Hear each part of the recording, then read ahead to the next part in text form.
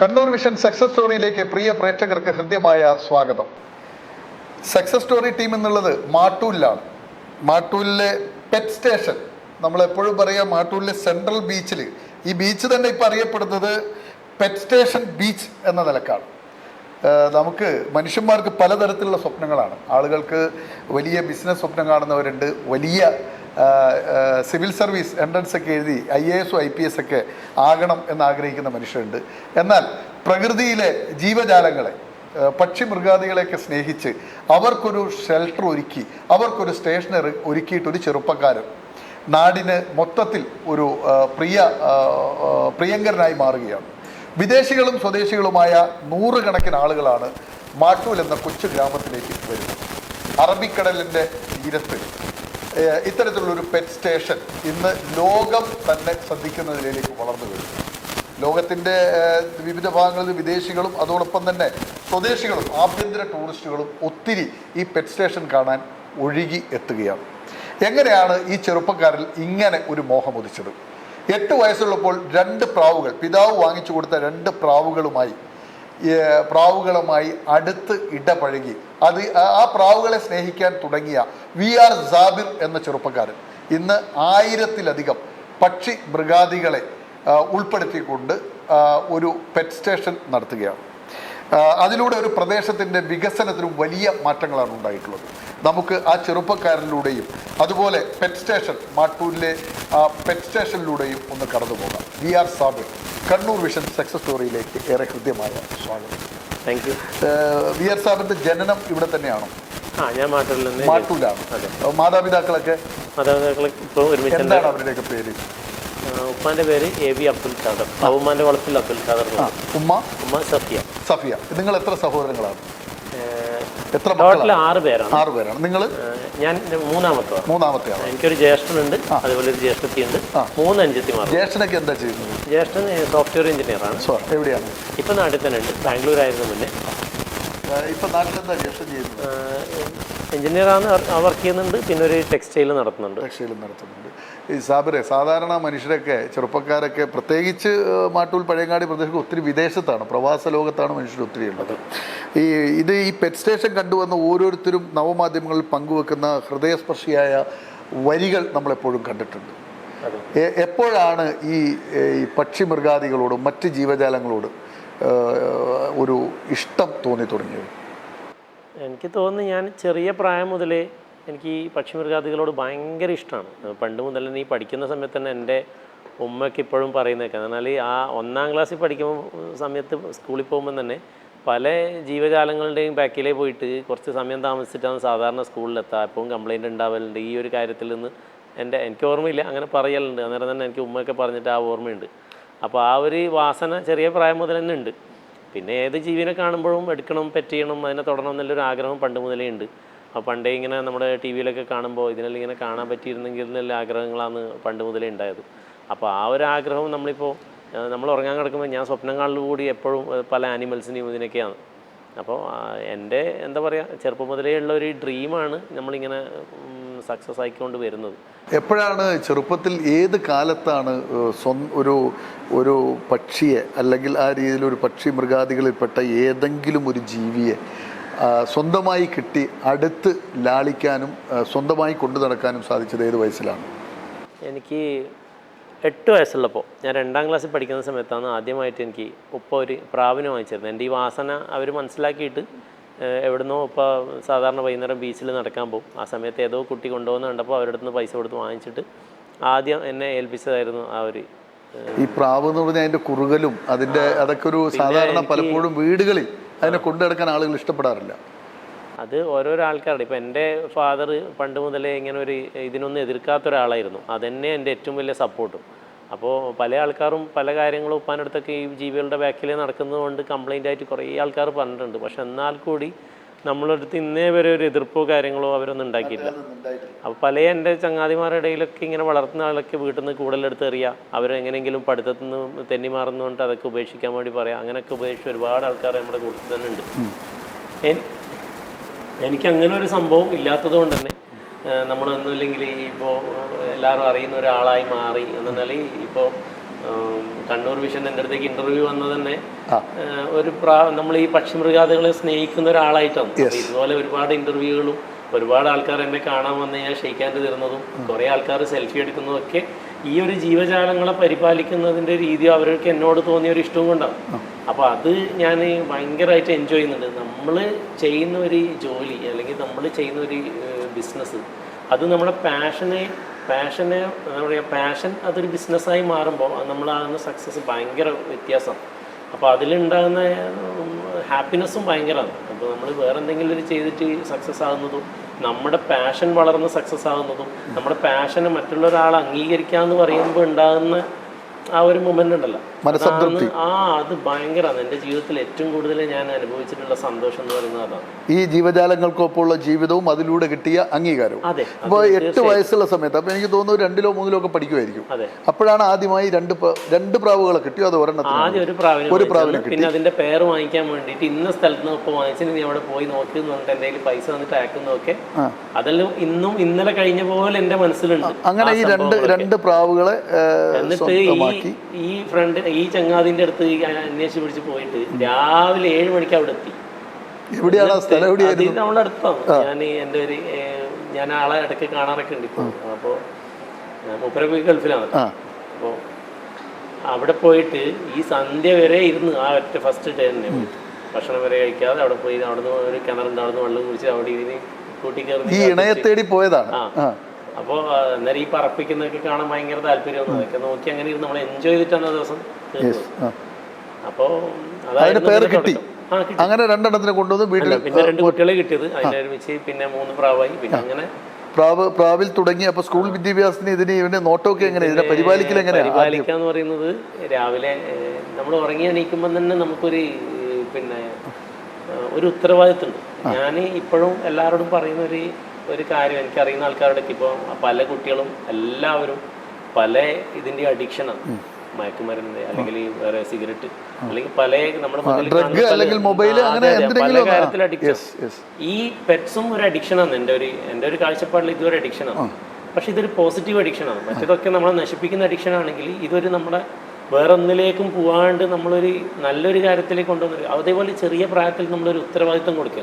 ഇപ്പം എനിക്കുണ്ടായെന്ന് പറഞ്ഞാൽ ഞാൻ രാവിലെ എണീക്കുമ്പോൾ തന്നെ ഞാൻ തീറ്റ കൊടുത്ത് വളർത്തേണ്ട ഒരു ജീവി അവിടെ എന്നെ വെയിറ്റ് ചെയ്യുന്നുണ്ട് എന്നുള്ളൊരു തോന്നൽ ചെറിയ പ്രായം തൊട്ടേ എനിക്കുണ്ട്. അപ്പോൾ ഞാൻ ഉണരുമ്പം തന്നെ എൻ്റെ മനസ്സിലെന്താണെന്ന് പറഞ്ഞാൽ ഞാൻ ഗോതമ്പ് കൊടുത്തിട്ട് പല്ലേക്കുന്നതിന് മുമ്പ് തന്നെ അവൻ്റെ അടുത്ത് പോയിരിക്കാം. അതിലാണ് ഞാൻ കാണുന്ന സന്തോഷം. അപ്പോൾ ആ ലഹരി എന്ന് പറയുന്നത് അതുകൊണ്ട് തന്നെ എനിക്ക് ബാക്കിയുള്ള ലഹരിയും കാര്യങ്ങളൊന്നും ഉണ്ടായിട്ടില്ല. അപ്പോൾ അത് ഇല്ലാണ്ടിരിക്കാനുള്ള ഒരു റീസൺ ഞാൻ കണ്ടത് ഈ പെറ്റ്സാണ്. ഇപ്പൊ ഈ 3 പ്രാവുകളെ കിട്ടി.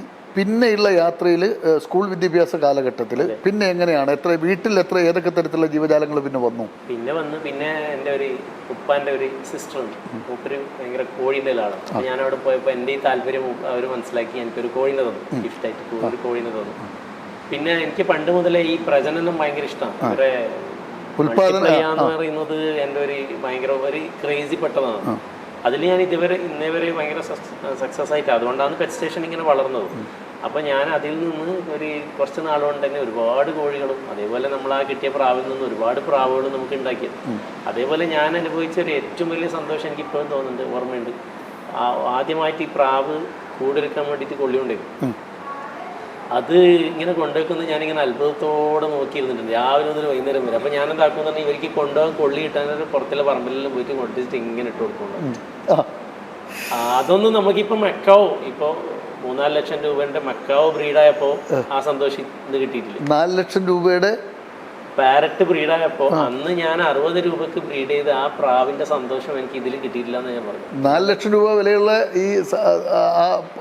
ഇപ്പോൾ ഈ കാലഘട്ടത്തിൽ നമ്മൾ അത്രയും പൈസന്റെ മെക്കാവോ എൻ്റെ അടുത്ത് കുട്ടികളാകുമ്പോൾ പോലും നമുക്ക് അന്ന് ആ പ്രാവിൽ നിന്ന് കിട്ടിയ ആ മുട്ടയിൽ നിന്ന് വിരിഞ്ഞ കുഞ്ഞിന്റെ സന്തോഷം കിട്ടിയില്ല. ആദ്യം നിങ്ങൾ ഈ പറയുന്ന ഈ പ്രാവ് ഈ കൊള്ളി കൊണ്ട് ഈ വീട് നിർമ്മിക്കുന്നത് സസൂക്ഷ്മം നിങ്ങൾ നിരീക്ഷിച്ചിട്ടുണ്ട്. അത് വീടിന്റെ ഏത് ഭാഗത്താണ് ഈ പണിയെടുത്തത്? നമ്മൾക്ക് അന്നേരം തന്നെ ഞാൻ പറഞ്ഞില്ല, എന്നെ സപ്പോർട്ട് ചെയ്തിട്ടുണ്ട് പണ്ട് മുതലേ. അപ്പോൾ എനിക്ക് അതിനൊരു ആർക്കും നമ്മുടെ കൂട്ടത്തിൽ ആർക്കും ഇല്ലാത്തൊരു കോൺക്രീറ്റിൻ്റെ കൂടും കാര്യങ്ങളൊക്കെ നമ്മൾക്ക് അന്ന് ഉണ്ടാക്കി തന്നിട്ടുണ്ടായിരുന്നു ഫാദർ. അപ്പോൾ ഒരു കോഴിക്കൊരു കൂടും പ്രാവിനൊരു കൂടും അങ്ങനെ ഉണ്ടാക്കി തന്നിട്ടുണ്ടായിരുന്നു. അതിലും എനിക്ക് കിട്ടിയ ഭയങ്കര അന്നേരം കിട്ടുന്ന ഭയങ്കരമായ സപ്പോർട്ടാണ്. അപ്പോൾ അതെല്ലാം പിന്നെ അതെല്ലാം കള്ളന്മാർ വന്നിട്ട് കട്ട കൊണ്ടുപോയി. അത് വേറെ കട്ടുകൊണ്ടുപോയോ? അങ്ങനെ ഞാൻ നേരിടുന്ന ഏറ്റവും വലിയ പ്രശ്നമാണ് ഈ കള്ളം. അതെങ്ങനെയാണ് ആ പരിപാടി? ഇവര് ഈ പ്രാവ് എവിടെ ഉണ്ടോ അവിടെയൊക്കെ കളവുണ്ട്. അതെന്തിനാ ഈ പ്രാവ് ഇവര് അത് ഞാൻ പറഞ്ഞില്ല, ഒരു ഈ ഇതും ഒരു അഡിക്ഷനാണ് ഞാൻ നേരത്തെ പറഞ്ഞ പോലെ. അപ്പോ മറ്റുള്ളവന്റെ അടുത്ത് ഈ സാധനം കാണുമ്പോൾ അത് എങ്ങനെയെങ്കിലും സ്വന്താക്കണം എന്നുള്ളൊരു തോന്നല് ഈ മനസ്സിലുണ്ടാവും. അപ്പോ നമ്മളൊന്നും ആ ഒരു വഴി തെരഞ്ഞെടുത്തിട്ടില്ലെങ്കിലും ഇപ്പോഴും ഇപ്പോ കഞ്ചാവ് അടിക്കാൻ വേണ്ടിയിട്ട് ആളെ കൊല്ലുന്ന ആൾക്കാരില്ല. അതേപോലെ ആ പ്രാവിനെ സ്വന്താക്കാൻ വേണ്ടിയിട്ട് എന്ത് ചെയ്തിട്ടും അതിനെ സ്വന്താക്കണം. ഇപ്പോൾ വീട്ടിലൊന്നും ഇപ്പൊ നമുക്കൊന്നും 7 മണിക്ക് ശേഷം പെർമിഷൻ ഇല്ല പുറത്തിറങ്ങാൻ വേണ്ടി. ഇതേപോലെ വീട്ടിലൊന്നും നോക്കാത്ത ഒരുപാട് കുട്ടികളുണ്ട് പുറത്തുണ്ട്. അത് അവര് രാത്രി 2 മണിക്ക് 3 മണിക്ക് വന്നിട്ട് നെറ്റൊക്കെ കട്ട് ചെയ്തിട്ട് സാധനത്തിനെ കൊണ്ടുപോകും. അപ്പൊ ആദ്യമായിട്ട് അങ്ങനെ ഒരു മോഷണം നടന്നത് എനിക്ക് 6 ക്ലാസ്സിൽ പഠിക്കുന്ന 12-13 വയസ്സായിട്ടോ. അപ്പാണ് ഞാൻ ആദ്യത്തെ മോഷണം. എന്താണ് മോഷണം പോയത്? പ്രാവാണ്. രാവിലെ എഴുന്നേറ്റ് എന്താ കാണുന്നത്? രാവിലെ നമ്മൾ ഈ ഗോതമ്പിന്റെ പാട്ടി എടുത്തിട്ട് ഇറങ്ങാം. ഗോതമ്പിന്റെ പാട്ടി എടുത്തിട്ട് ഇറങ്ങുമ്പോൾ എനിക്കിപ്പോഴും ഓർമ്മയുണ്ട്, ആ ഒരു കൂടൊക്കെ ഇങ്ങനെ തുറന്നിട്ടിട്ട് എനിക്ക് ആദ്യം ഒന്നും മനസ്സിലായില്ല. കൂടൊക്കെ ഇങ്ങനെ പൊളിഞ്ഞിങ്ങനെ പുറത്തുണ്ട് കുറേ നമ്മൾ ഈ തക്കാളിപ്പട്ടിന്റെ ഒരു സംഭവം ഉണ്ട്, അതിൻ്റെ അകത്താണ് ഈ ബ്രീഡിങ് കേജ് സെറ്റ് ചെയ്യുക. അപ്പോൾ അത് എല്ലാം ഇങ്ങനെ പുറത്തിങ്ങനെ ചെതറി കിടക്കുന്നുണ്ട്. അപ്പോൾ ഇതെന്താണെന്ന് മനസ്സിലായി. പെട്ടെന്ന് എനിക്ക് മനസ്സിലായി ഇത് സംഭവം ആരോ തക്കൊണ്ട് പോയി എന്നൊക്കെ കേൾക്കുന്നില്ല. അത് അപ്പം ഞാൻ അപ്പം തന്നെ അവിടെ ഇരുന്നു. എനിക്ക് ഒന്നും പിന്നെ പറ്റുന്നില്ല. ഇത് കണ്ടിട്ട് തകർന്നു പോകാന്നറിയാം. ഞാൻ ഈ പറവ എന്ന് പറഞ്ഞ സിനിമ കണ്ടപ്പോൾ എനിക്ക് ഒരു ഫീൽ ഉണ്ട്. എനിക്കുണ്ട് സെയിം എൻ്റെ കഥയാണെന്ന് എനിക്ക് തോന്നിയിട്ടുണ്ട് ആ സിനിമയുടെ. അപ്പോൾ അതേ ഒരു അനുഭവം ഞാൻ ആ കുട്ടി ഇരിക്കുന്ന ഒരു മൂമെൻ്റ് ഒക്കെ ഉണ്ട്. അത് സെയിം എനിക്ക് ഇപ്പോഴും ആ പിന്നെ അടുക്കളപ്പുറം ഇങ്ങനെ ഇരുന്നത് എനിക്ക് ഓർമ്മയുണ്ട്. അന്നാണ് എനിക്ക് ഈ പ്രാവിനെ വളർത്തിയതിൻ്റെ പേരിൽ വീട്ടിൽ നിന്നെല്ലാം ഭയങ്കരമായ പ്രഷർ വരുന്നത്. എന്നാൽ ഇതിനെ കൊണ്ടുപോകുമ്പോൾ ഇത് കള്ളന്മാരുണ്ടാവും കട്ടുകൊണ്ടുപോകും, എന്തിനാന്ന് ഇങ്ങനെ മനസ്സ് വിഷമിക്കുന്നു.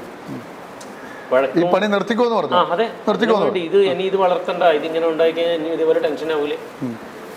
പക്ഷെ എപ്പോഴും ഈ കള്ളന്മാർ ഒന്നുകിൽ കുട്ടികളെ ബാക്കി വെക്കും, ഇവരിതിനെ കൊണ്ടുപോകില്ല. അപ്പോൾ എനിക്ക് അന്ന് 2-3 കുട്ടികൾ ബാലൻസ് ഉണ്ടായിരുന്നു. അപ്പം ഞാനതിനെ വായിൽ ഫുഡൊക്കെ കൊടുത്ത് അതിനെ വളർത്തി വലുതാക്കി. അപ്പോൾ അത് പിന്നെ നമ്മളായിട്ട് ഭയങ്കര അറ്റാച്ച്മെൻറ്റ് ചെയ്യും. പാരൻറ്റിങ് പിന്നെ നമ്മളാവാന്നല്ലേ, നമ്മളതിനെ കൊന്നുകളി ഒന്നുമില്ലല്ലോ. പിന്നെ ഈ സൈക്കിൾ എടുത്തിട്ട് ഇതിനെ അന്വേഷിച്ച് പോവും. ഇതിനെ അന്വേഷിച്ചിട്ട് ഈ കള്ളന്മാരെ നമുക്ക് മനസ്സിലാവുകയും ചെയ്യും. പക്ഷേ ഇവർ നമ്മളെക്കാളും മുതിർന്നവരായിരിക്കും. പിന്നെ നമ്മളെ ഈ പറഞ്ഞ പോലെ നമുക്ക് ആരും ഇങ്ങനെ കൂട്ടിക്കൊണ്ടുപോയിട്ട് വാങ്ങിച്ചു തരാനൊന്നും ആരുമില്ല.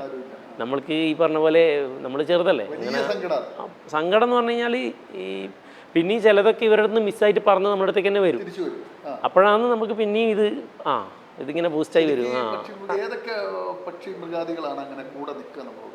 എനിക്ക് തോന്നുന്നു ഓൾമോസ്റ്റ് എല്ലാവർക്കും നമ്മളെ മനസ്സിലാവും. ഈ റെപ്റ്റൈൽസിന് ഈ പാമ്പുകൾക്കൊക്കെ ഒന്നും അങ്ങനെ ഒരു സംഭവം ഇല്ലാണ്ടില്ല. ബാക്കി ഒട്ടുമിക്ക ഞാൻ വളർത്തിയ ജീവികളും ചില ഐറ്റംസ് ഉണ്ട്, ചില ആൾക്കാർ അതിന് മാത്രമാണ് അങ്ങനെ. പിന്നെ ഈ മെന്റലി ചെറിയ ഡിസോർഡറിലെ പെറ്റ്സ് ഒക്കെ ഉണ്ട്. അതെങ്ങനെ മനസ്സിലാവും? അത് നമുക്ക് പെട്ടെന്ന് മനസ്സിലാവും. അവരോട് കുറച്ച് ദിവസം ഇടപഴകുമ്പോൾ തന്നെ അവർക്ക് എന്തെല്ലാം പോസിറ്റീവ് ഉണ്ട് എന്തെല്ലാം നെഗറ്റീവ് ഉണ്ട് എന്നുള്ളത് ഏതൊരു ബ്രീഡർക്കും മെന്റലി ഡിസോർഡർ ആയതിനെ നേരായ വഴിയിലേക്ക് കൊണ്ടുവരാനുള്ള വഴികൾ പരിധി വരെ പറ്റും. പക്ഷെ എന്നാൽ കൂടി നമ്മളിപ്പോ മനുഷ്യന്മാരിലൊക്കെ അങ്ങനത്തെ ആൾക്കാരുണ്ടല്ലോ, ചിലത് തിരിച്ചു വരൂല. അവര് ചിലത് അങ്ങനെ ഉണ്ട്. ഇപ്പം എൻ്റെ കയ്യിൽ തന്നെ ഇപ്പം വളർത്തുന്നതിലും അങ്ങനത്തെ ജീവികളുണ്ട്. എൻ്റെ ഒരു കുതിരൊക്കെ ഉണ്ട്. അവന് എപ്പോഴാണ് മാറാന്ന് അവൻ തന്നെ ഐഡിയ ഇല്ല. 2 പ്രാവശ്യം എന്നെ താഴെയിട്ടിട്ടുണ്ട്. നല്ല ചില സമയത്ത് ഭയങ്കര അക്രമിയാവും, വളരെ കൂളായിട്ട് ചില സമയത്തുണ്ടാവും. അതുകൊണ്ട് ഉള്ള പിന്നെ ചില സമയത്ത് സ്ട്രെസ്സൊക്കെ വരുമ്പോൾ അവന് താങ്ങാൻ പറ്റില്ല. അപ്പോൾ ആരെ കിട്ടിയപ്പോൾ അടിക്കും. അത് ഏതൊക്കെ ജീവജാലങ്ങളാണ് നമുക്ക് മനസ്സിൽ പെട്ടെന്ന് ഓർത്തെടുത്ത് പറയാൻ പറ്റിയ? വിദേശികളാണോ സ്വദേശികളാണോ? അത് ടോർക്ക് എന്ന് പറയുന്ന കുതിര മാർവാരി ഇന്ത്യൻ ബ്രീഡാണ്. അത് എത്ര വർഷമായി കൂടെ ഉണ്ട്? ഇപ്പോൾ ഒരു 3-4 വർഷം. എങ്ങനെ നന്നായിട്ട് ഇണങ്ങിയിട്ടുണ്ട്? പക്ഷേ ഈ നമ്മളെപ്പോഴും അത് പ്രതീക്ഷിക്കണം. അതുകൊണ്ട് അതിനനുസരിച്ചിട്ടേ നമ്മൾ അതിൻ്റെ അടുത്ത് പെരുമാറും. നമ്മൾ ഭയങ്കര പറ്റാന്ന് വിചാരിച്ചിട്ട് ആരങ്ങ് പോയിട്ട് ഇടപഴകൂല. അതാണ് അവനൊരു മോശം സ്വഭാവം. അത് നമ്മളതിനെ മനസ്സിലാക്കിയിട്ട് മാത്രമേ നമ്മളോട് ഞാൻ പെറ്റ് സ്റ്റേഷനിൽ വരുന്ന ഒട്ടുമിക്ക ആൾക്കാരോടും പറയുന്നത് ടോർക്കിൻ്റെ അടുത്ത് മാത്രം നിങ്ങളൊരു ഡിസ്റ്റൻസ് ഇട്ടിട്ടുണ്ട്. ബാക്കി ആരുടെ അടുത്ത് നിങ്ങൾക്ക് ധൈര്യം പാമ്പിന് വരെ പോയിട്ട് തുടങ്ങും. എന്തൊക്കെ ഈ ജീവികളാണ് ഇപ്പം നിലവിലുള്ളത് നിങ്ങളുടെ പെറ്റ് സ്റ്റേഷനിൽ? ഇപ്പോൾ റെപ്റ്റൈൽസ് ഉണ്ട്, പിന്നെ ചെറിയ മൃഗങ്ങളുണ്ട്, അതുപോലെ ചെറിയ പക്ഷികളുണ്ട്. അങ്ങനെ ഒന്നും വലിയ വൈൽഡ് ആനിമൽസ് ഒന്നും നമ്മുടെ കയ്യിലൊന്നുമില്ല. ഇന്ത്യൻ വൈൽഡ് ലൈഫ് പ്രൊട്ടക്ഷൻ ആക്ടിൽ വരുന്ന ഒരു ജീവനെ നമ്മൾ വളർത്തുന്നില്ല. നമുക്ക് വിദേശികൾ ആരൊക്കെയാണ് കൂടെ ഉള്ളത്? വിദേശികൾ വിദേശ ബ്രീഡ് വന്നിട്ടുള്ള ഈ ഏറ്റവും എന്താ പറയുക, ആൾക്കാർക്ക് ഇഷ്ടപ്പെടുന്ന 1-2 സാധനങ്ങൾ പറയുകയാണെങ്കിൽ മാർമോസെറ്റ് മങ്കി, വേൾഡിലെ ഏറ്റവും ചെറിയ കുരങ്ങളിൽപ്പെട്ട ഒരു മങ്കിയുണ്ട്. പിന്നെ ഈ ഇഗ്വാനാസ് ഉണ്ട്, നമ്മുടെ ഉരുകവർഗത്തിൽപ്പെട്ട ഇഗ്വാനാസ് ഉണ്ട്. പിന്നെ സ്പിൻസ് ക്യാറ്റ് എന്ന് പറഞ്ഞൊരു വെറൈറ്റി ക്യാറ്റ് ഉണ്ട്, രോമില്ലാത്ത പൂച്ച. അധികം ആൾക്കാരും സിനിമയിലൊക്കെ മാത്രം കണ്ട് പരിചയമുള്ള ഒരു ക്യാറ്റ് ഉണ്ട്. പിന്നെ അങ്ങനെ നോക്കുകയാണെങ്കിൽ കളക്ഷന്റെ റൂട്ട് എങ്ങനെയാ ശരിക്കും? നിങ്ങൾ തേടിയിട്ട് സൈക്കിൾ എടുത്ത് പോയതിന്റെ അടുത്ത വെർഷനാണ് നമ്മൾ അവിടുന്ന് നമ്മൾ ഓരോന്ന് പഠിക്കുകയാണ്. ഇത് ഇന്നത് പോയി കഴിഞ്ഞാൽ ഇന്നത് ഉണ്ടാവും, ഇന്ന സ്ഥലത്ത് പോയി കഴിഞ്ഞാൽ കുറച്ചും കൂടി അങ്ങോട്ട് പോയാൽ പറവ ഉറപ്പിക്കുന്ന ആൾക്കാരുണ്ട്. ആ പറവന്റെ അടുത്ത് കിട്ടണമെങ്കിൽ അവരുമായിട്ട് മിങ്കിളാകണം. അങ്ങനെ നമ്മൾ ചെറിയ പ്രായം തൊട്ട് തന്നെ ഓരോരോ ആൾക്കാരെയും കമ്പനിയാക്കാൻ പഠിക്കണം. ആ പഠിച്ച പഠിപ്പ് നമ്മൾ പിന്നെയും പുറത്തേക്ക് നീണ്ടു പോവാണ്. ഞാൻ ആദ്യമായിട്ട് വെറൈറ്റി ഭയങ്കരമായ പ്രാവുകൾ കാണുന്ന നമ്മുടെ പാപ്പിനിശ്ശേരിയിലെ എൻ്റെ നമ്മളൊരു ബന്ധുവുണ്ട്, അഷ്റഫ് ഹാജിക്ക എന്ന് പറഞ്ഞത്. അവിടെ പോയപ്പോഴാണ് ഞാൻ ആദ്യമായിട്ട് ഭയങ്കര ഡിഫറെൻ്റ് ആയിട്ടുള്ള കുറേ പ്രാവുകൾ. എനിക്കത് ഓർമ്മയില്ല, ഒരുപാട് വെറൈറ്റി പ്രാവുകൾ കാണുമ്പോൾ ഞാൻ എത്ര വെറൈറ്റി ഉണ്ട് നിങ്ങളുടെ നിരീക്ഷണത്തിൽ? 800 സംതിങ് വെറൈറ്റി ഉണ്ട് പ്രാവുകൾ. ഒരു 4 വർഷം 5 വർഷം മുന്നേ 700 സംതിങ് ആയിരുന്നു. ഇപ്പൊ 800-ന് മേലെ വെറൈറ്റീസ് ഉണ്ട്. അതെങ്ങനെ 700-ൽ നിന്ന് 800-ലേക്ക് എത്തുന്നത്? പ്രാവുകളെ എന്താ പറയാ, ഡെവലപ്പ് ചെയ്യുന്നതും ഉണ്ട്. ഇപ്പോൾ നമ്മളൊരു പുതിയ ബ്രീഡിനെ ഡെവലപ്പ് ചെയ്തെടുക്കുന്നതൊക്കെ ഉണ്ട്. അത് ഈ 2 ബ്രീഡുകൾ കൂടി മിക്സ് ചെയ്ത് അതിനെ ഒരു പെർട്ടിക്കുലർ ഇതുണ്ടാവും, ഇന്നത് വേണം എന്നുള്ള ഒരു കോൺസെപ്റ്റിൽ അതൊരു 7 ബ്രീഡേഴ്സ് 8 ബ്രീഡേഴ്സ് വരെ ഒരു ഗ്യാങ് കൂടിയിട്ട് അതിനെ ഡെവലപ്പ് ചെയ്യുന്നത്. അപ്പോൾ ആ ഒരു ഇതിലേക്ക് മാറ്റി കൊണ്ടുവന്ന് അതിനൊരു ബ്രീഡ് നിശ്ചയിച്ച് അതിനെ ക്ലബ്ബ് അംഗീകരിച്ച് അപ്പോൾ അതൊരു ബ്രീഡായി മാറുന്നത്.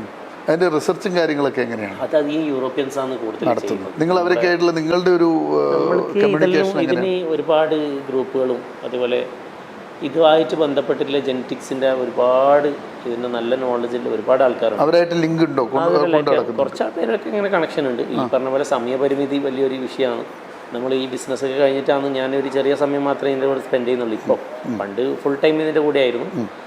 അല്ല, വേറെ ബിസിനസ് ചെയ്യുന്നുണ്ടോ ഇതിന് പുറമെ? എനിക്ക് ജ്വല്ലറി ബിസിനസ്. ജ്വല്ലറി എന്താണ് ആ ജ്വല്ലറിയുടെ പേരെന്താണ്? ഉപ്പാന്റെ കുടുംബ പേര് ഔമാന്റെ വളപ്പിൽ നിന്നാണ് പേര്. അത് നിങ്ങൾ തന്നെ തുടങ്ങിയതാണോ? അത് ഫാദർ തുടങ്ങിയതാണ്. ഏത് ഇയറിൽ തുടങ്ങിയതാണ് അത്? 1994. എന്ത് ഉപ്പ നിങ്ങൾ ഈ ജ്വല്ലറി ഈ പണിയെടുക്കാതെ ജ്വല്ലറിയിൽ വന്നിരിക്കാൻ പറഞ്ഞിരുന്നോ എപ്പോഴെങ്കിലും? ഇത് നിനക്ക് ഇല്ല അങ്ങനൊന്നും പറഞ്ഞിട്ടില്ല. ഞാൻ ജ്വല്ലറി പോകുന്നതിന്റെ കൂടെ തന്നെ മുന്നേ എൻ്റെ കയ്യിൽ പ്രാവുകളുണ്ടായിരുന്നു. പ്രാവുകളും പക്ഷികളൊക്കെ വളർത്തുന്നുണ്ട്. ശേഷം നിങ്ങളുടെ അടുത്തേക്ക് വന്നതാരാ? കോഴിയാണ്. കോഴി. അത് കഴിഞ്ഞ് വന്നതോ? പിന്നെ വന്നതെന്ന് എനിക്ക് ഓരോന്നോരോന്നായിട്ട് ഈ പറഞ്ഞ പോലെ ഇതിനെ മുഴുവൻ വീട്ടിൽ തന്നെ ആ സമയത്ത് വീട്ടിലെ ചുറ്റിലാണ് കംപ്ലീറ്റ് സംവിധാനം ഒരുക്കിയത്. ഈ പറയുന്ന കള്ളന്മാരിൽ തന്നെ നല്ല രീതിയിൽ സ്വാധീനിച്ചിട്ടുണ്ട് പെറ്റ് സ്റ്റേഷൻ. ഇന്നത്തെ പെറ്റ് സ്റ്റേഷൻ ആവാൻ വേണ്ടിയിട്ട് മോഷണം നടത്തിയവരോടൊക്കെ ഞാൻ ഒരുപാട് തവണ കണ്ടപ്പോൾ ഷെയ്ക്കാൻ കൊടുത്തിട്ട് താങ്ക് യു സോ മച്ച് എന്ന് പറഞ്ഞിട്ടുണ്ട്, നന്ദി പറഞ്ഞിട്ടുണ്ട്. ഈ അടുത്ത കാലത്ത് എന്നാൽ നിങ്ങളാണ് എന്നെ ഇങ്ങനെ ആക്കിയത്, അല്ലെങ്കിൽ ഞാൻ ആ പ്രാവിലും എൻ്റെ വീട്ടിലും ഒതുങ്ങിയിട്ടുണ്ടോ എന്നാൽ എൻ്റെ ഉമ്മ ഇതിനൊരു വലിയ കാരണം. എന്നാൽ ഉമ്മാക്ക് എനിക്ക് പ്രാവിനെ പ്രൊട്ടക്റ്റ് ചെയ്യാനുള്ള വഴി കണ്ടെത്തിയേ പറ്റും. എന്നാൽ ഇത് ഞാൻ എന്താ ചെയ്യാന്ന് പറഞ്ഞാൽ നല്ല രീതിയിൽ ഇത് വളർന്ന് നല്ല ലെവലിൽ എത്തുമ്പോഴേക്കും ഇത് കംപ്ലീറ്റ് കട്ടുണ്ടോ. ഇത് ഒരു പ്രാവശ്യമൊന്നുമല്ല, എത്രയോ തവണ. പക്ഷേ അതിലൊരു ചോദ്യം എന്താണെന്ന് വെച്ചാൽ സബറിയും ഇങ്ങനെ കട്ടുകൊണ്ട് പോയിക്കുമ്പോൾ എപ്പോഴെങ്കിലും ഇത് മടുത്തിട്ട് ഈ പരിപാടി മടുക്കും. ആ സമയത്ത് മടുത്തിട്ട് ഇത് വേണ്ടെന്ന് നോക്കും. ഭയങ്കര സ്ട്രെസ്സും കാര്യങ്ങളും സങ്കടമൊക്കെ ഉണ്ടാവും. രാവിലെ എഴുന്നേൽക്കുമ്പോൾ തന്നെ ഇത് എടുത്തിട്ടേ ഉണരാം. അപ്പം തന്നെ മൈൻഡിൽ വരും അതൊന്നും ഇല്ലല്ലോ, പ്രാവൊന്നും ഇല്ലല്ലോ, സങ്കടാവും. പക്ഷേ എന്താ പറയാ, നമ്മളിങ്ങനെ നിൽക്കുമ്പോണ്ടാവും ഈ ഏതെങ്കിലും ഒന്ന് കട്ടോണ്ട് പോയി പറന്ന് വന്നിട്ട് മുന്നിൽ നിൽക്കുന്നത്. അപ്പൊ പിന്നെ ആ ഇല്ല എനർജി മൊത്തം അങ്ങ് വരും. അവര് നമ്മുടെ അടുത്തേക്ക് വരും. ഇവര് എവിടെ കട്ടോണ്ട് പോയാലും ഇതിങ്ങനെ നമ്മളെ നോക്കി ഇത് വരും. അത് വന്നു കഴിഞ്ഞാൽ പിന്നെയും നമുക്ക് മോട്ടിവേഷൻ ആയില്ല. അപ്പൊ വീട്ടില് ഈ പ്രാവ് വന്നു, കോഴി വന്നു. ചില സമയത്ത് ഉണ്ടാകുന്ന ഒരു സംഭവം എന്ന് പറഞ്ഞാൽ പെട്ടെന്ന് ഉറങ്ങും. ഉമ്മ പെട്ടെന്ന് അവരെ ഇതിന്റെ ഒരു പ്രാവ് വന്നിട്ടാ. അത് കേൾക്കുമ്പോൾ സന്തോഷം. അപ്പൊ എനിക്ക് മനസ്സിൽ ഞാൻ വിചാരിച്ചിട്ടുണ്ടോ ഓടി വരുമ്പോ ഇന്ന പ്രാവായിരിക്കും.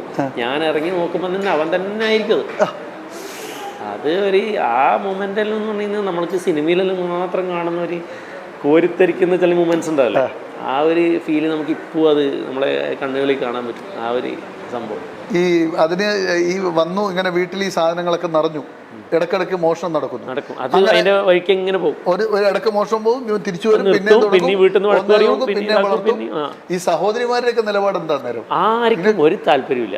എല്ലാം നിനക്ക് വേറെ പണിയില്ല എന്നുള്ളതൊക്കെ ചോദിക്കില്ല. സഹോദരിമാര് മൂത്ത സഹോദരിമാരല്ലേ? ഒരാള് മൂത്തത്. അങ്ങനെ ആരും അങ്ങനെ എതിർത്തിട്ട് അങ്ങനെ ഒരു കട്ടക്ക് നിന്നില്ല. നമ്മളോടുള്ള ഇഷ്ടം കൊണ്ട് ഈ സങ്കടം കാണാൻ കഴിയില്ലാന്ന് വിചാരിച്ചിട്ട് എതിർക്കുന്നതേ ഉള്ളൂ. കാരണം ഇത് ഒന്ന് ഈ ഇതിന്റെ കുറുകലുകള്, പിന്നെ അല്ല, ഞാൻ പണ്ട് മുതലേ മെയിൻറ്റെയിൻ ചെയ്യുന്ന ഒരു കാര്യമുണ്ട്. പണ്ട് മുതലേ വൃത്തിയിൽ വളർത്തും. അത് നിങ്ങൾ തന്നെയാണ് ഈ വൃത്തിയാക്കലും പരിപാടി? അല്ല, ഞാൻ സഹോദരങ്ങളൊന്നും ആരും കൂട്ടലും ഇല്ല. അതെല്ലാം ഞാൻ ഒറ്റയ്ക്ക് തന്നെ ചെയ്യും. എനിക്കത് ഇഷ്ടമാണ്.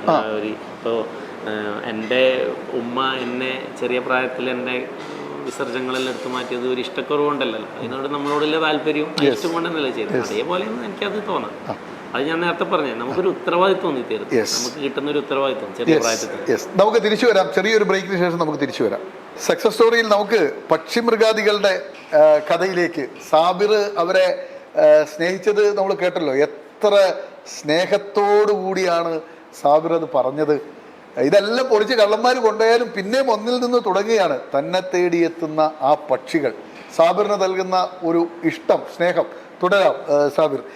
അപ്പോൾ താങ്കൾ പറഞ്ഞല്ലോ ഏതെങ്കിലും ഒരാൾ തിരിച്ചു വരും തേടിയിട്ട്. അങ്ങനെ അവർ ഒന്നേം തുടങ്ങും. അങ്ങനെ വീട്ടിൽ ഈ സാധനം എല്ലാം സെറ്റപ്പാക്കി കൊണ്ടു നടക്കുകയാണ്. കൊണ്ട് നടന്നതിന് ശേഷം എപ്പോഴാണ് ഇതിങ്ങനെ കൊണ്ടുപോയാൽ നടക്കൂല, നമുക്കിതൊരു സുരക്ഷിത വലയത്തിനുള്ളിലേക്ക് കൊണ്ടുപോകണമെന്ന് താങ്കൾക്ക് തോന്നുന്നത് ഏത് പ്രായത്തിലാണ്? അതാ ഞാൻ പറഞ്ഞത്. പിന്നെ ഞാൻ ഒന്നും കൂടി വളർന്നു.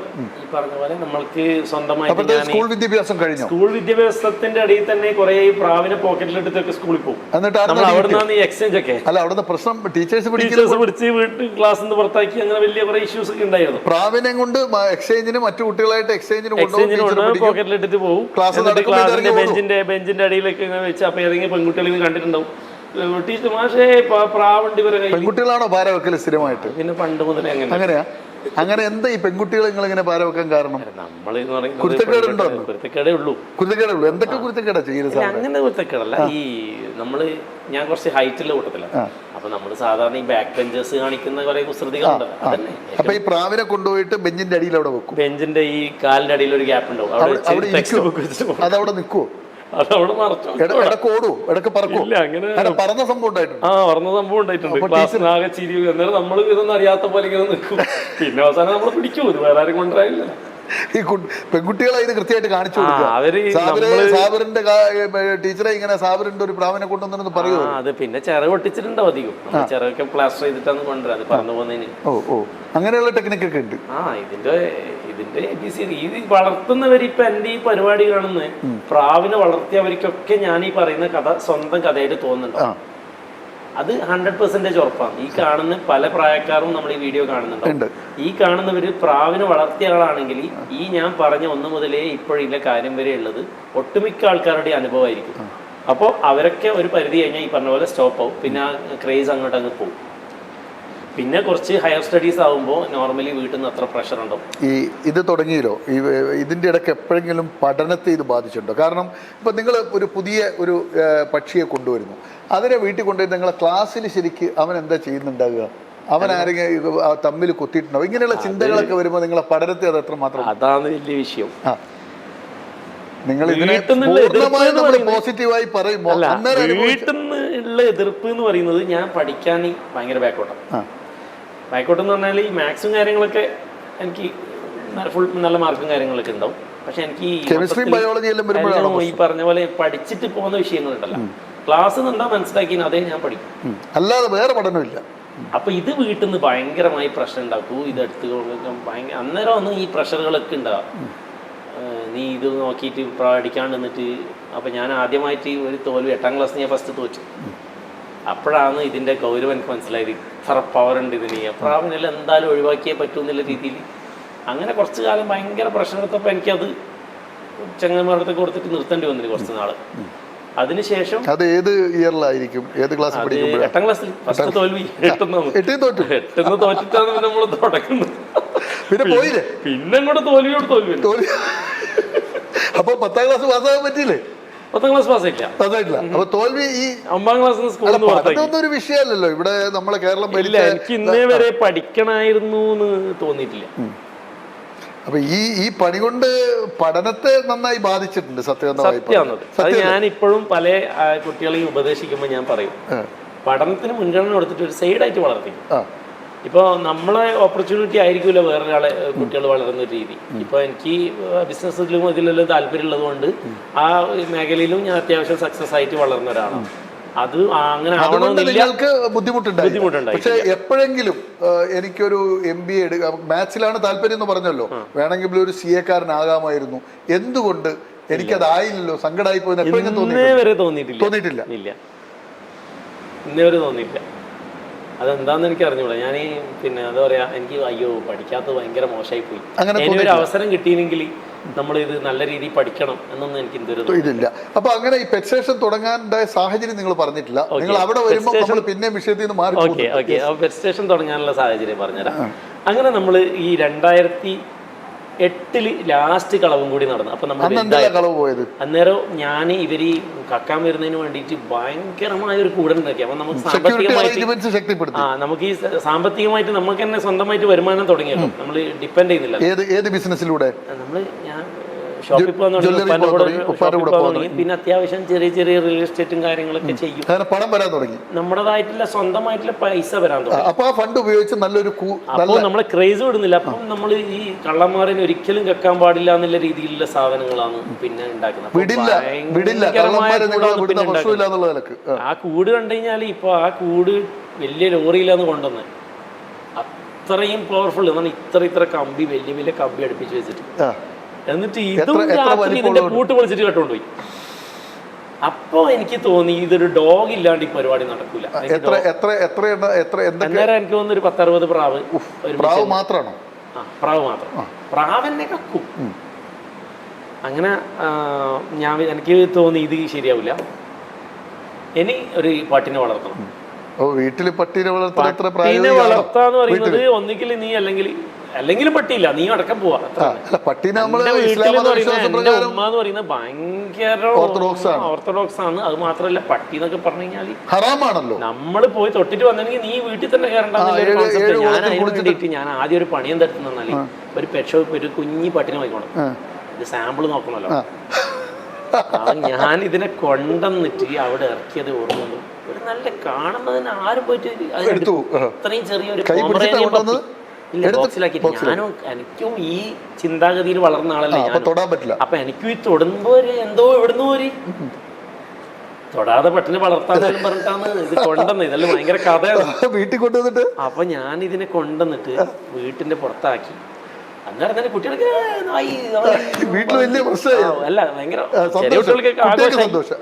എന്റെ മരുമോളുണ്ട് സുഹാന്ന് പറഞ്ഞിട്ട് അവള് വന്നിട്ട് ഇതിനെ പിടിച്ച് പ്രശ്നം തുടങ്ങിയില്ലേ.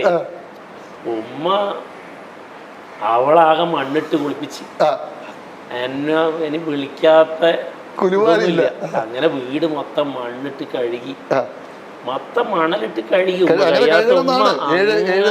അത്ര അത് മാത്രല്ല, ഡോഗ് പോയത് നമ്മുടെ ഇന്റർലോക്കിന്റെ മേലെ, ആ ഇന്റർലോക്ക് വരെ മണ്ണിട്ട് കഴിക്കും. ഉമ്മാന്റെ കഷ്ടപ്പാടും എന്നെ വിളിച്ച് എന്നെ വഴക്ക് പറഞ്ഞ പറയലൊക്കെ കണ്ടപ്പോ എനിക്ക് മനസ്സിലായി ഇത് വഴിക്ക് നടക്കൂല. എന്നാൽ ഇത്രയും ക്യൂട്ടായിട്ടുള്ള ഈ സാധനം കൊണ്ടുവന്നപ്പോഴാണ് ഈ പ്രശ്നം. നമ്മൾ ഈ സെക്യൂരിറ്റിക്ക് വലിയ സാധനത്തിൽ കൊണ്ടുവന്നതല്ല, പിന്നെ കാര്യം ആലോചിക്കണ്ടല്ലോ. അങ്ങനെ പിന്നെ എനിക്ക് മനസ്സിലായി ഇത് നടക്കുന്ന കാര്യമല്ല. ഇതിന് ഇനി നമ്മൾ ഈ പെറ്റ്സിന്റെ ഭ്രാന്ത് വിടാനും നമ്മൾ ഉദ്ദേശിക്കുന്നത്. അപ്പൊ ഞാൻ വീട്ടിന്റെ തൊട്ടപ്പുറത്ത് ഒരു സ്ഥലം കൊടുക്കുന്നുണ്ട്, 10 സെന്റ് സ്ഥലം. അത് വാങ്ങിച്ചിട്ട് അതിനൊരു കോമ്പൗണ്ട് വളക്കെ കെട്ടി. അപ്പൊ ഉമ്മ അന്നേരം കുരുമാര് തുടരുന്നില്ലേ? അല്ല, ഈ നായിയായിട്ട് നിങ്ങൾ അടുക്കാൻ ശ്രമിക്കുന്നത് വലിയ പ്രശ്നമാണല്ലോ. അത് ഉമ്മാക്ക് അസ്വസ്ഥത ഉണ്ടാക്കി ഉണ്ടാവില്ലേ? അന്നേരം ആ സമയത്ത് ഞാൻ തന്നെ കൊടുത്തില്ലേ, കൊടുത്തു ഒഴിവാക്കി. എന്നെ തൊടലും ഉമ്മ തൊടലൊന്നുമില്ല കുറെ നാളത്തേക്ക്. ഞാൻ അതിനെ തൊട്ടിട്ട് വന്നല്ലേ. അങ്ങനെ പിന്നെ അതെല്ലാം ശരിയായി. പിന്നെ ഞാൻ ഈ കോമ്പൗണ്ട് വളൊക്കെ കെട്ടി. ഞാൻ പറഞ്ഞു ഇത് വീട്ടിലേക്ക് കൊണ്ടുവരുന്നില്ല, ഞാൻ നാടൻ വാങ്ങിക്കുന്നുണ്ട്, അതിനെ തൊടാണ്ട് തന്നെ വളർത്താം, നമുക്ക് ആള് നോക്കണ്ട, അവര് പെണ്ണുങ്ങളുണ്ട് അവര് നോക്കിക്കോളും. പിന്നെ അതിന്റെ ഉള്ളിൽ എന്താ നടക്കുന്നതെന്ന് ഉമ്മ നോക്കാൻ നിൽക്കുന്നില്ല. അത് അങ്ങനെ അവിടെ ഒരു 10 സെന്റിൽ ആദ്യ 2000 അന്ന് പെറ്റ് സ്റ്റേഷൻ എന്നുള്ള ഒരു ആംഗിൾ ഒന്നും അല്ല, പെറ്റ് സ്റ്റേഷൻ എന്നാണ് അന്ന് പേരിടുന്നത്. പേരിടുന്നത് നമ്മള് ഈ ഒരു സംഭവം 2010 നമ്മൾ ഇതൊക്കെ പ്ലാൻ ചെയ്യുന്നത്. 2011 നമ്മളെല്ലാം സ്റ്റാർട്ട് സെന്റിൽ 10 സെന്റിൽ 2011 അവിടത്തേക്ക് ഷിഫ്റ്റ് ചെയ്ത് ഈ ഡോഗിനെ വാങ്ങിച്ച്.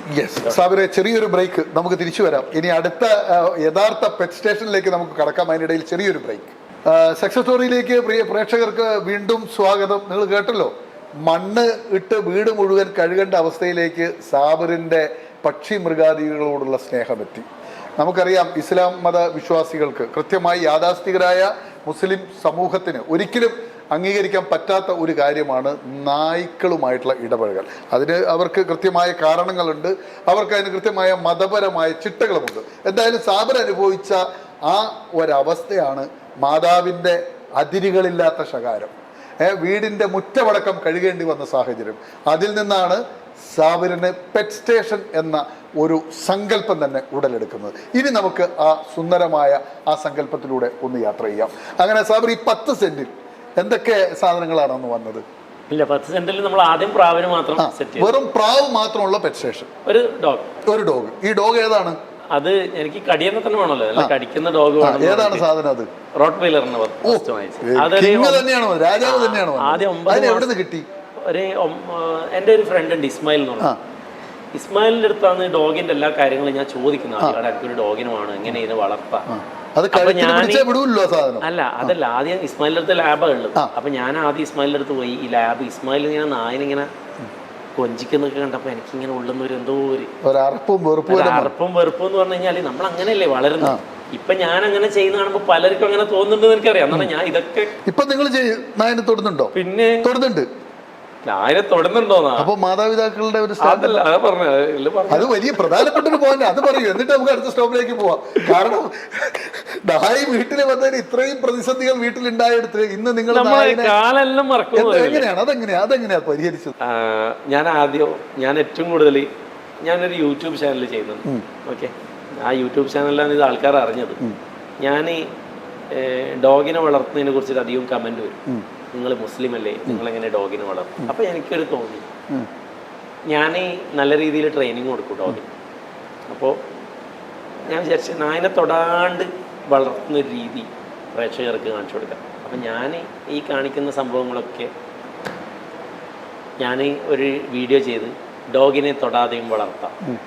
1 മില്യന് മേലെ വ്യൂസ് ഒക്കെ. ഞാൻ ആ വീഡിയോ ചെയ്ത് ഞാൻ നായനെ തൊടാണ്ട് വളർത്തുന്നതും നായനെ തൊടാണ്ട് എന്നെ കൂടെ നടക്കുന്നതും ഇരിക്കുന്നതും കൂട്ടിക്കയറുന്നതും എല്ലാ സംഭവങ്ങളും ഡോഗിന് ആവശ്യമുള്ള സാധനങ്ങൾ ചെയ്യുന്നതൊക്കെ വെച്ചിട്ടൊരു വീഡിയോ.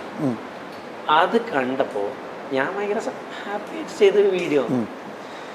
ആ വീഡിയോ വന്നപ്പോൾ ഞാൻ കേട്ട തെറിക്ക് ഒരു കണക്കില്ല. എന്തുകൊണ്ട്? ഞാൻ പറഞ്ഞുതരാം. നായനെ തൊടാണ്ട് വളർത്താൻ നീ എങ്ങനെ പറഞ്ഞ്? ഏറ്റവും കൂടുതൽ ടച്ചിങ് ആവശ്യമുള്ള ഒരു ജീവിയാണ് നായി. നായനെ തൊടാതെ നീ അങ്ങനെ? അപ്പാന്ന് എനിക്ക് മനസ്സിലായത്, എൻ്റെ ഉമ്മാനെ പോലത്തെ ചിന്താഗതിയുള്ള ആൾക്കാർ ഒരു 0.001% ഉള്ളൂ. നമ്മൾ പക്ഷെ അതിൽ മാത്രം ഫോക്കസ് ചെയ്തുകൊണ്ട് നമ്മൾക്ക് മുന്നോട്ട് പോയാൽ ശരിയാവില്ല. എല്ലാവരും ഇങ്ങനെ തന്നെയാണ്. പക്ഷെ ഇവര് വാതുറക്കും, മറ്റുള്ളവരൊന്നും വാതുറക്കും. അപ്പൊ ഞാൻ കമന്റ് ബോക്സ് എനിക്ക് കാണാൻ പറ്റുന്നില്ല. എൻ്റെ ഉപ്പാനും ഉമ്മാൻ്റെ ഉപ്പാനും എല്ലാവരെയും ചീത്ത, കുടുംബക്കാർ മൊത്തം തെറി.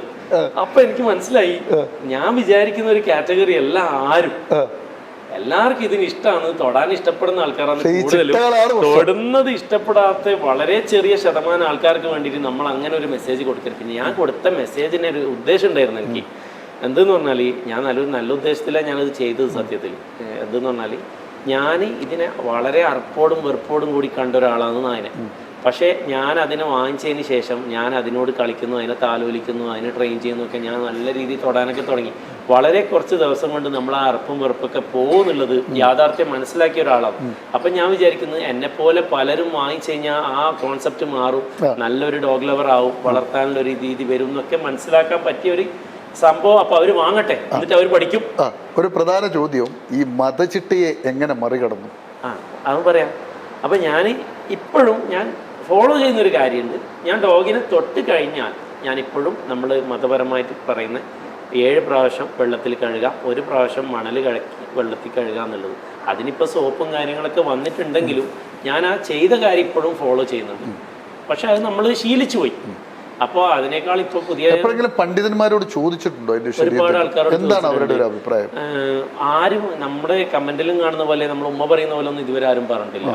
എല്ലാവരും തൊടുന്നോണ്ടൊന്നും കുഴപ്പമില്ല, തൊട്ട് കഴിഞ്ഞാൽ നമ്മൾ മണ്ണിൽ ശുദ്ധി വരുത്തണം. ശുദ്ധിയിൽ ഇസ്ലാം മുൻഗണന കൊടുത്തോണ്ട് മാത്രം ഒന്ന് ഡോഗിനെ തുടരുത് എന്ന് പറഞ്ഞു. തുടരുത് എന്ന് എവിടെയും പറഞ്ഞിട്ടില്ല. തൊട്ടാൽ നമ്മൾ ശുദ്ധീകരിക്കണം എന്ന് മാത്രമേ പറഞ്ഞിട്ടുള്ളൂ. അതൊരു ഹറാമല്ല, അതൊരു നജസ് മാത്രമാണ്. നമ്മൾ പക്ഷെ അതൊരു ഹറാമായിട്ടാണ് കാണുന്നത്. ഇതാണ് ഞാൻ മനസ്സിലാക്കിയത്. പാടില്ലാത്തതായി നമ്മൾ കാണുന്നു. അതെ, അങ്ങനെ കാണേണ്ട കാര്യമില്ല. ഇല്ല, നമുക്ക് വേട്ടയ്ക്ക് വേണ്ടിയിട്ടോ നമ്മുടെ സെക്യൂരിറ്റിക്ക് വേണ്ടിയിട്ടോ നമ്മുടെ ഡോഗിനെ വളർത്താം. ഞാൻ ആദ്യം വാങ്ങിക്കുന്ന സെക്യൂരിറ്റിക്ക് വേണ്ടി മാത്രമാണ്. ഇപ്പൊ ഞാനൊരു കൗതുകത്തിനൊക്കെ ഡോഗിനെ വളർത്തുന്നുണ്ട്. അത് രണ്ടാമത്തെ കാര്യം. ആദ്യം ഞാൻ വാങ്ങിച്ചത് സെക്യൂരിറ്റി പർപ്പസ് മാത്രമായിരുന്നു. ചോദ്യം, നിങ്ങൾ ഈ നായി വളർത്തലൊക്കെ വന്നപ്പോൾ ഇത് ഈ പ്രദേശവും ഒരു മുസ്ലിം ഡോമിനേറ്റഡ് ആയിട്ടുള്ള പ്രദേശമാണ്. ഇവിടുന്ന് ഉണ്ടായ ഒരു എതിർപ്പും കാര്യങ്ങളും എന്ന് പറഞ്ഞാൽ ഞാൻ എൻ്റെ ഒരു കാഴ്ചപ്പാടിൽ എൻ്റെ നാട്ടിൽ ഡോഗിനെ വളർത്തുന്ന വിരല് ഉണ്ടാകുന്നവർ അത്രയേ ഉള്ളൂ. 2-3 ആൾക്കാർ മുസ്ലിം കമ്മ്യൂണിറ്റി എന്നുള്ളത് ഇല്ലല്ലോ. ഉണ്ട്, 2 പേരുണ്ട് എൻ്റെ അറിവിൽ പണ്ട്. അവരൊക്കെ അതിനെ വളർത്തുന്ന ആളെന്നുള്ള ഒരു വേറൊരു കണ്ണിലേക്കാണ് അവർക്ക്. അതേ ഒരു കാറ്റഗറിയിലായി ഞാനും. എനിക്ക് ഷെയ്ക്കാൻ കൊടുക്കുമ്പോൾ ഷെയ്ക്കാനെ നിരസിച്ച ഒരുപാട് ആൾക്കാരുണ്ട്. ഞാൻ നല്ല രീതിയിൽ സ്ട്രഗിൾ ചെയ്തിട്ട് തന്നെയാണ് ഡോഗിനെ വളർത്തിയത്. പക്ഷെ നമ്മുടെ പാഷന്റെ അപ്പുറത്തല്ല ഈ ഷെയ്ക്കാൻ്റെ തീർത്തും. നമ്മൾ ഒരു കമ്മ്യൂണിറ്റി നമ്മൾ അവോയ്ഡ് ചെയ്യുന്നുണ്ടെങ്കിലും നമ്മുടെ പാഷൻ അതിനേക്കാളും വലുതാണ്. നമുക്ക് ആ കമ്മ്യൂണിറ്റിന് ആവശ്യമില്ല. നമ്മൾ അംഗീകരിക്കുന്ന ആളെ നമ്മൾ അംഗീകരിച്ചാൽ മതി. എങ്ങനെ ചെയ്തു? കാരണം ഒരു സമൂഹത്തിലെ ഒറ്റപ്പെടല് അത് ഞാനീ പറഞ്ഞ പോലെ ഡോഗിനെ തൊട്ടപ്പോഴാണ്, ആ തൊട്ടിട്ടുള്ള വീഡിയോ വന്നപ്പോഴാണ് കുറെ ആൾക്കാരൊക്കെ മനസ്സിലായി. പിന്നെ ഞാൻ അങ്ങനെ വിചാരിക്കുന്നവരങ്ങനെ വിചാരിച്ച ആളുകൾ മാറിയോ? ഇപ്പം ഒരുപാട് ഞാൻ വീഡിയോ ചെയ്യാൻ തുടങ്ങിയതിന് ശേഷം എനിക്ക് തന്നെ ഒരുപാട് ആൾക്കാർ മെസ്സേജ് തന്നിട്ടുണ്ട്. ഒരുപാട് ആൾക്കാർ പറഞ്ഞിട്ടുണ്ട് ഇപ്പം നമ്മൾ വീട്ടിൽ നിന്നൊക്കെ എതിർപ്പ് കുറഞ്ഞ് ഞാനും വളർത്തുന്നുണ്ട്. ഇപ്പം ആ ഒരു പഴയ പ്രശ്നം കാര്യങ്ങളൊന്നുമില്ല. ഒരുപാട് ആൾക്കാർ വളർത്താൻ തുടങ്ങിയിട്ടുണ്ട്. അതെനിക്കൊരു ഭയങ്കര പോസിറ്റീവായിട്ടുള്ള ഗുണമാണ് കിട്ടിയത്. അങ്ങനെ ഈ 10 സെന്റിൽ ഉണ്ടാക്കിയ പെറ്റ് സ്റ്റേഷനിൽ ഈ പറഞ്ഞ ഏത് ഡോഗാണ് ഇവനീ തൊടുന്ന കണ്ടപ്പോഴാണല്ലോ എനിക്ക് അറപ്പ് വന്നത്. ഞാൻ പറഞ്ഞാൽ എനിക്ക് തൊടാനൊന്നും പറ്റില്ല. അപ്പോൾ നമ്മൾ വേറെ ഏതെങ്കിലും ഒരു കടിക്കാത്ത ഡോഗ് അല്ലെങ്കിൽ എന്തെങ്കിലും ഒന്ന് വാങ്ങി ആദ്യം എപ്പോഴൊന്ന് പഠിക്കട്ടെ എന്ന് പറഞ്ഞിട്ട് ചെറിയൊരു ലാബിന് ഇങ്ങനെ തുറന്നിരിക്കാൻ ഓടിപ്പോയി മതിലിൽ മേലെ കയറിയ ആളാണ് ഞാൻ. പേടിച്ചിട്ട് പേടിയുണ്ട്, ഇത് വേണം താനും. അങ്ങനെ പിന്നെ നമ്മളൊരു 9 മാസമുള്ള ഒരു ഡേഞ്ചർ അല്ലാത്തൊരു റോട്ട് വീലറിനെ വാങ്ങിച്ചു. ഒരു സ്വഭാവത്തിലൊന്നും വലിയ അക്രമാസക്തമൊന്നും അല്ലാത്തൊരു റോട്ട് വീലറിനെ വാങ്ങിച്ചു. ഞാൻ ആദ്യമായിട്ട് എൻ്റെ കൂട്ടിക്കൊണ്ടുവന്നിട്ട് അതിനെ തൊട്ടത് എനിക്ക് ഇപ്പോൾ ഓർമ്മ. നെറ്റിയിൽ ഇങ്ങനെ ഒന്ന് തൊട്ട് എന്നിട്ട് അന്നേരം തന്നെ മണ്ണിലിട്ട് കഴിക്കുക. ഒരാഴ്ച കഴിഞ്ഞപ്പോൾ ഞാൻ അതിനെ പിടിച്ച് ഇങ്ങനെ ആക്കുന്ന സംഭവമായി മാറി. അല്ല, എങ്ങനെ ശരീരത്തോട് ചേർത്തല്ല, കൈയോടെ ആക്കി. ഞാൻ ചിലപ്പം പട്ടിണി കൂട്ടി ബീച്ചിൽ വരും. ബീച്ചിൽ ഞാൻ ഒരുമിച്ച് കുളിക്കും, നമ്മൾ 2 ആളും കുളിക്കും. പിന്നെ മണ്ണിൽ നിന്നല്ലേ കുളിക്കുന്നത്. അങ്ങനെ ചെയ്യും. എന്നിട്ട് വീട്ടിലേക്കെല്ലാം കൊണ്ടുപോകും. വീട്ടിലേക്കല്ല, ഈ പെറ്റ് സ്റ്റേഷനിലേക്ക് കൊണ്ടുപോകും. അങ്ങനെ പിന്നെ അത് ഗ്രാജുവലി പെറ്റ് സ്റ്റേഷൻ കളവൊന്നും ഇല്ലാണ്ടായി.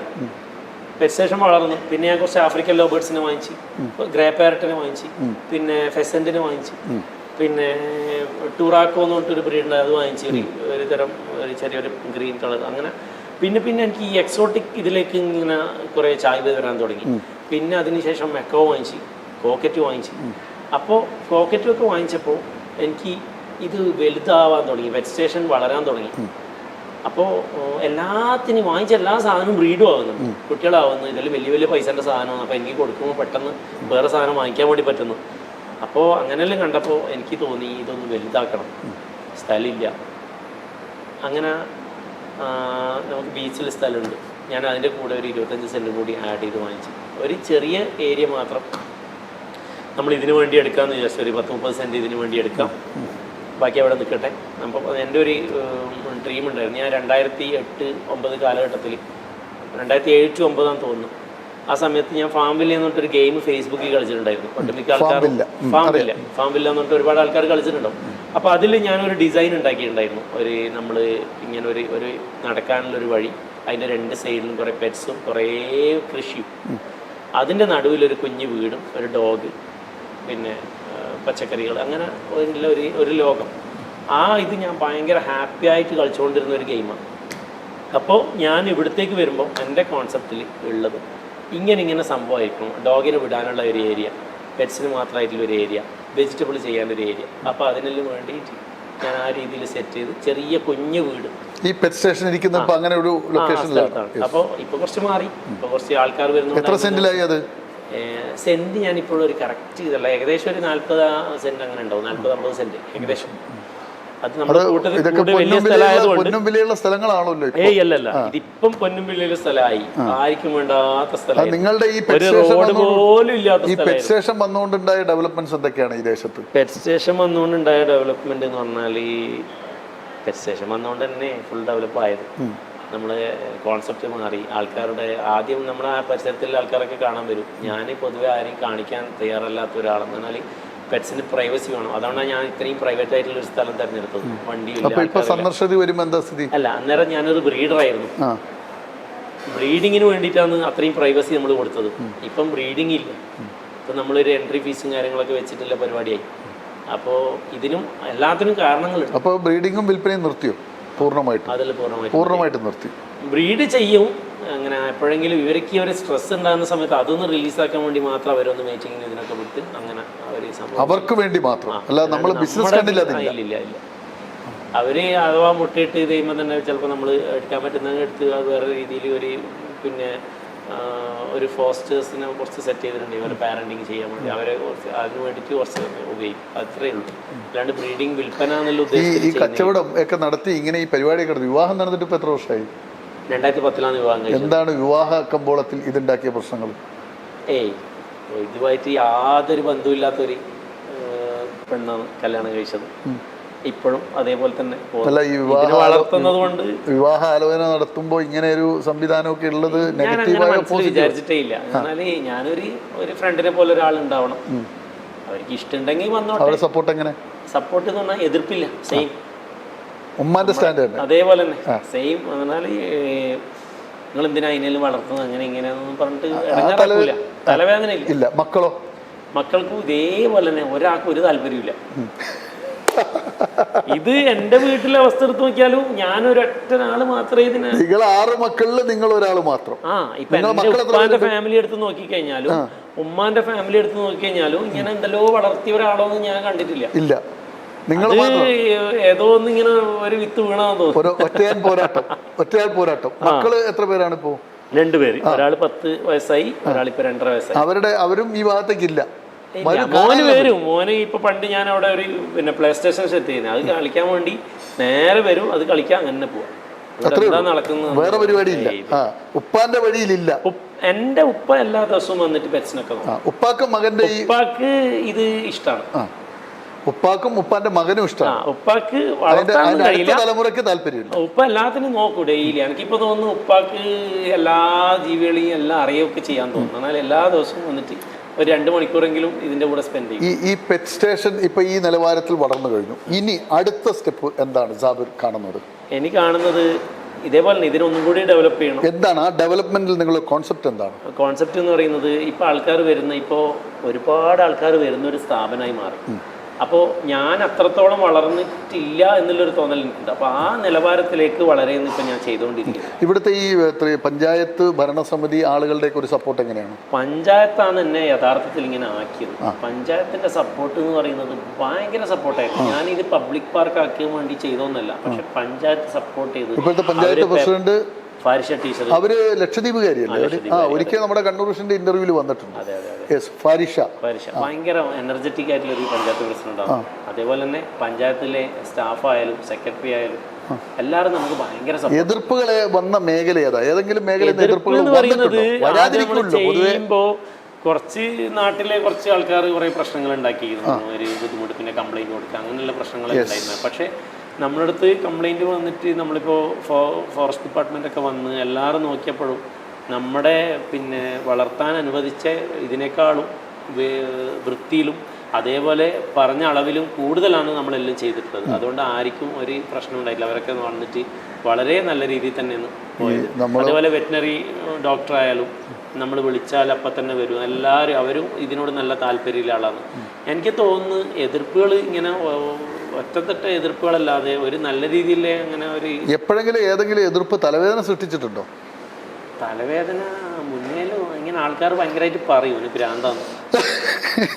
ഇങ്ങനെ കുറേ സാധനത്തിന് വളർത്തുന്നത്, അങ്ങനെയുള്ള ഉപ്പാൻ്റെ അടുത്തെല്ലാം പോയിട്ട് ഇങ്ങനെ ആൾക്കാർ പറയുന്ന കംപ്ലൈൻറ്റുകളൊക്കെ ചിലപ്പോൾ ഇങ്ങനെ നെഗറ്റീവ് അസ്വസ്ഥതയുണ്ടാക്കും.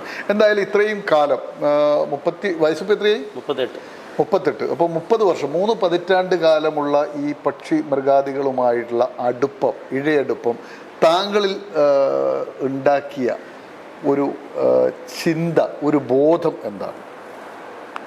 എനിക്ക് ഉണ്ടാക്കിയെന്ന് പറയുന്നത്, ഞാൻ ജീവിതത്തിൽ സക്സസ് ആയി എന്ന് വിചാരിക്കുന്ന ഒരാളാണ്.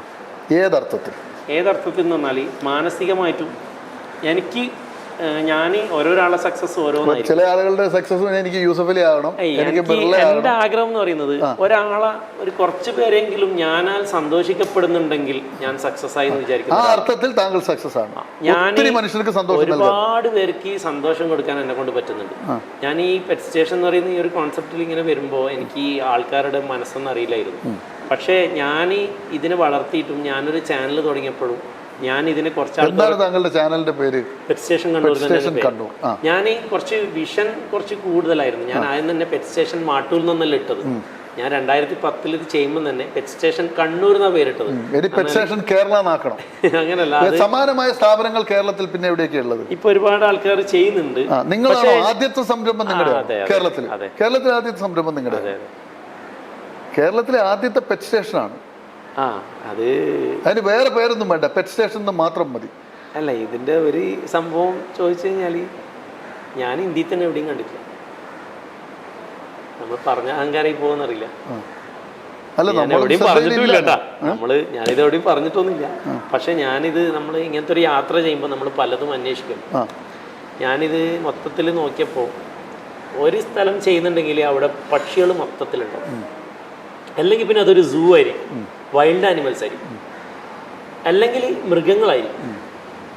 പക്ഷിയും മൃഗങ്ങളും റെപ്റ്റൈൽസും ചെറിയ ഇഴജന്തുക്കളും ഇതൊക്കെ ആയിട്ടുള്ളൊരു സംഭവം, എല്ലാ രീതിയിലും എല്ലാ കുഞ്ഞു കുഞ്ഞു ജീവികളെ കൊണ്ടുള്ളൊരു പാർക്ക്, അത് ഞാൻ എവിടെ ഇന്ത്യയിൽ തന്നെ കണ്ടിട്ടില്ല. അതും പ്രൈവറ്റ് സെക്ടറിൽ അല്ലേ? കൊള്ളാം.